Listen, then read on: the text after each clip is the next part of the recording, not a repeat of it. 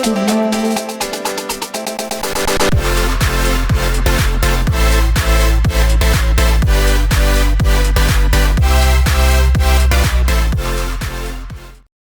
right, guys, we are here at Gadsden City High School today to talk with the East Alabama Officials Association and the Gadsden Officials Association. I'm going to let these guys introduce themselves and let them talk about the purpose of today's video. I'm Jason Boatman with East Alabama Football Officials Association. I'm Dykes, President of Gadsden Football Officials Association. All right, guys, you know, as we've seen statewide and nationwide, there's been a shortage of officials. And so we're going to sit down today and talk about the recruitment efforts going on in East Alabama and Gadsden area to bring more officials on and the importance of having more officials on the field. So I'll let you guys start off and just talk about what's going on. Yeah. Hey, like I said, I'm Jason Boatman with East Alabama Football Officials Association. As Reggie said, there is a shortage, not only the high school football, but across the nation, sporting officials across the country. East Alabama Football Officials Association will have a booth set up May 6th at Noble Street Festival, downtown Anniston. It draws 8,000 to 10,000 folks. We'll have an information booth set up. Come by, ask any kind of questions. We'll get you signed up on how to become official. Any question that you've got, we'll have somebody there that can answer it. Reggie's going to post a flyer. It's going to have a email address on there. If you see the flyer and you're not able to come to Noble Street Festival, shoot me an email. It's come to me or another one of our board members, and one of us will answer you back. I ask you to allow us 24 hours to answer you back because it does take us a little bit of time to get back to you. But I promise you, one of us will answer you back. So Barry, what do you think is the main cause for our shortage of officials? Well, there's several factors that play part of that. We've got, again, like Jason said, nationwide numbers are down.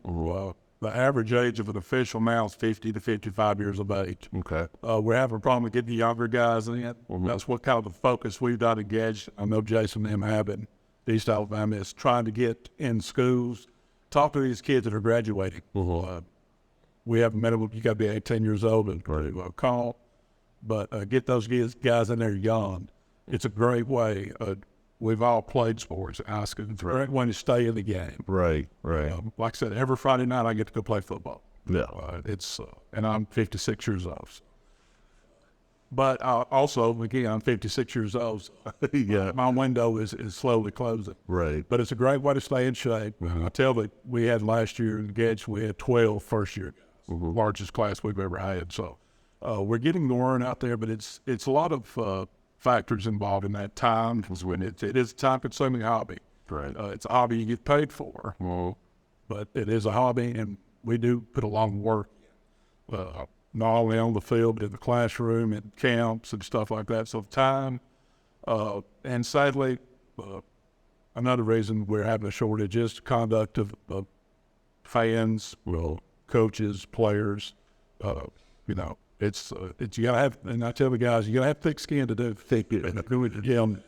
Yeah. Now, as far as coaches and officials have a unique relationship. Right.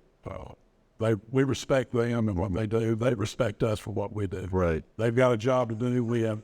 So there's going to be nights that there are contentious and moments of contentious, but they're always very professional on and off the field. So, but that relationship is for those 3 hours it can be strained.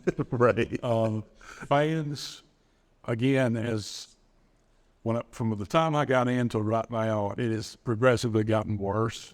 We're used to the booing. We're used to, the name calling. Right. But and just like you've seen on, national news in recent years, we've had assaults on officials. Right. Most states, Alabama being one, has passed a law making that a felony offense. That's sad that it had to come to that. Right. But that is another factor about people. You talk to especially young guys about getting into it, and they're like, "Hey, Val, I'm not going to get yelled at like that."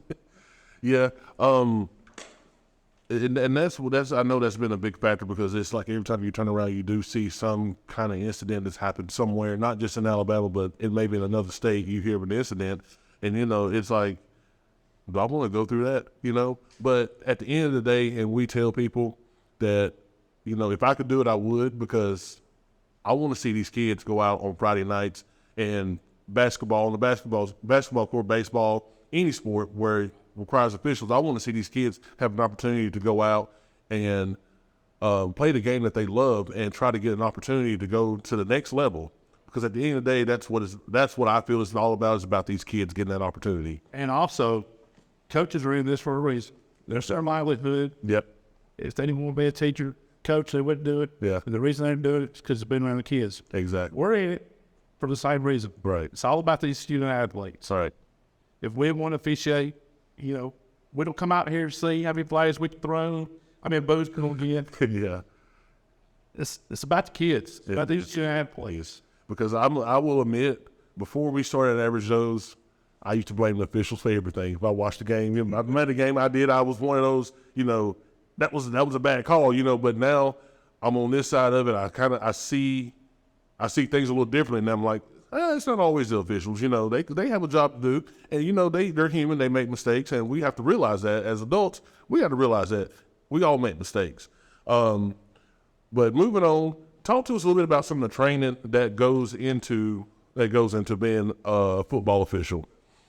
We'll start out with we'll have meetings. We start meeting in July. I think Jason will probably do too. We start second Thursday in July. Yeah. Okay. So we'll do weekly meetings there. We have training for an hour for first through third year officials. Okay. Our vice president, Michael Weldon, handles our training and does a fantastic job with that. Okay. We try not to throw too much at them at once. Okay. We want to teach them mechanics, rules, Right. and then get them on the field, scrimmages. The best way for those young guys to learn is to learn in youth football. While the kids are learning, the officials are learning too. Okay. And then we'll, slowly get them to where they're comfortable, get them out with a veteran crew on some junior high games during the week. We critique them through film. We have a system huddle that we utilize. The coaches have been good about sending us film from games from previous weeks. We use those only for training. We'll go through how you did a great job with this, you need to work on this.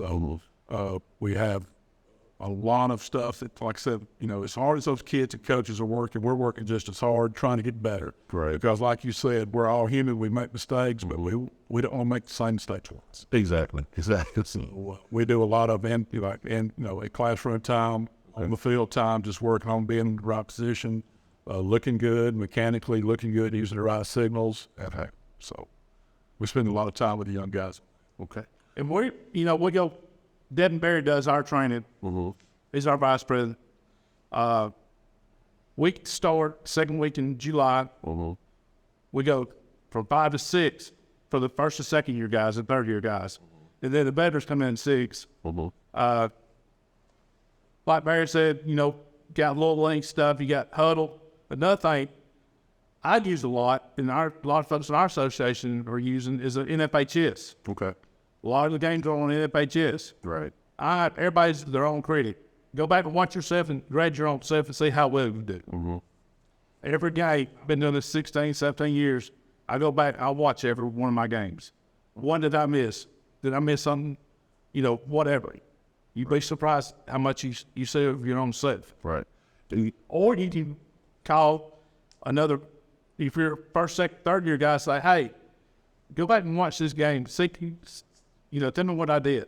Now, we also send folks out in East Alabama. We'll get some of the trainers and board members will go out and watch the junior high games if they don't have a junior high game and help the younger guys there. Okay. Like you mentioned earlier, this is something you do get paid for. And with the way things are now with the economy, I think everybody's taking on some kind of, side gig from their job. And this right here will be something, for the younger, generation that, in addition to their job, when they get off work, this is something they can do and get paid for and have that extra money coming in. So, like I said, we do anything we can to help you guys because, we're all in it for the same reasons. But with that being said, do y'all have anything to say as we wrap up the video? We'll talk about the money now. We work with a lot of the first-year guys that come out because there is some upfront expense, uniforms, dues, and stuff like that, but we can work with you to offset that so you're not out of pocket a whole lot of money up front. Right. So we really stress that, as far as trying to help you. We can deduct gang fees later on down the line as you start to get out to, so you're not out of pocket money. But again, like Jason said, we're in different associations in the same district. You make some great friends, some great people that do this. And I tell these young guys every year, this is the greatest fraternity in the world. Okay. Because you can try them anywhere. And if you meet another sports official, there's a ball there because you know what each of them has gotten for. Right. Right. So I encourage anybody that's interested, that loves the game, be it football, basketball, baseball, any level, this is a great way to stay part of the game. Right. Because there's a shortage across all sports, not just football. So Absolutely.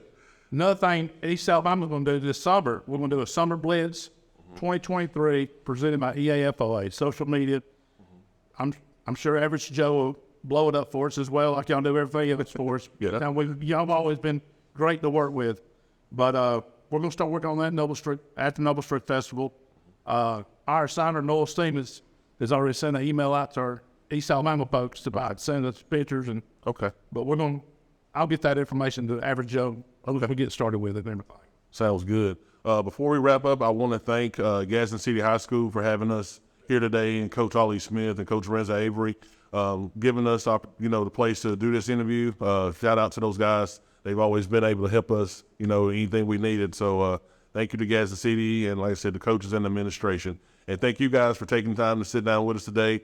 We'll get this video posted, and hopefully we can get some bodies out. We appreciate it. Thank you, Average Show, for what y'all do for not only just the football officials, but I see y'all's page all sports. What y'all do for all the officials across y'all Stubbage area. Thank y'all. Reggie, don't forget to, you can also always go to Alabama High School Athletic Association website. Okay. If you're not local, and get information on how to become it. And there's an official tab on there as well.